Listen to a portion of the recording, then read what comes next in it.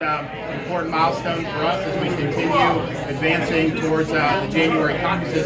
Today, actually, even though I had been here with Governor Reynolds in the spring, I was not a candidate then. It's actually the first time we've been to Scott County since I've been a candidate. This is actually our 88th of 99 counties, and we're excited to be here. No, I think we're happy and we're proud to have Ron DeSantis for president. All you have to do is look at his record. I believe in my heart and soul he is one individual that can not only win, but he has the skills and he has the resolve to reverse the madness that is happening in this country. And I am ready to go to bat and do everything we can to get him elected the next president of the United States. Governor, how are you going to ensure that legal immigrants, as you said, assimilate to the country? Would you have to take a pledge? Would there be certain, religions or countries that you would keep out? Like, how would you make that work?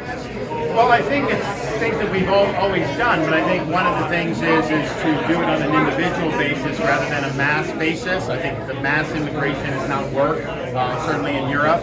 And I think things like the civics and all that are important, but I think it needs to be individualized, and I would not do things like diversity lottery or change migration. What would you look, Governor Youngkin has elections today, and his name has been floated as a potential late entry into this race. What do you make of that, or another candidate getting into the race at this point? I don't think it would be feasible, but I can't really speak to it. Governor,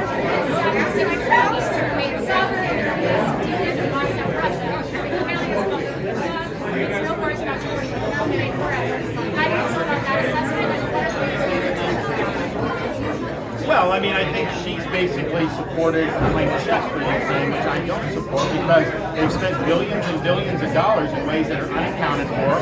They spent billions of dollars on things like salaries for Ukrainian bureaucrats, pensions for Ukrainian bureaucrats. And so, yes, we have an interest in keeping Russia in a box, but to ignore our own security, which they have done at our own border, where we know we have the threat of terrorism, we know the drug cartels, we know all these things. And so Biden's supplemental request, $105 billion, he's got a few billion, which they say is for border, but most of that is to process more illegals into the country.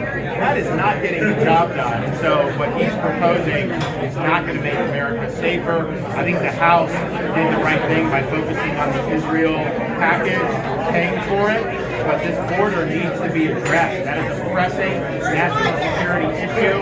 There may be some money involved, but it's mostly the policy change that needs to happen, and I hope that the Congress forces Biden's hand on that.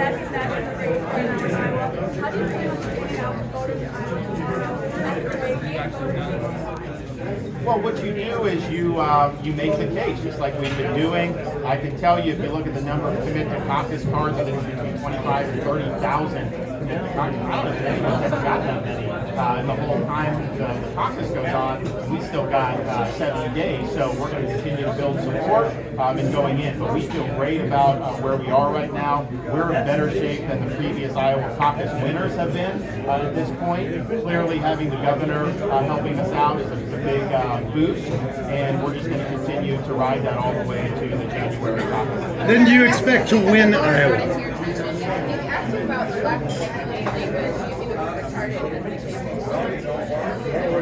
Well, I think what he was saying was that was being used not in the context of disability, but in the context of slowing something, and the idea that using it in a different context means you're attacking someone with disability. That obviously would not be true, and that's incorrect. Reynolds, I have a question for you. I spoke with a Republican chair in Iowa yesterday. Expressed disbelief and surprised that you endorsed the Freedom Caucus.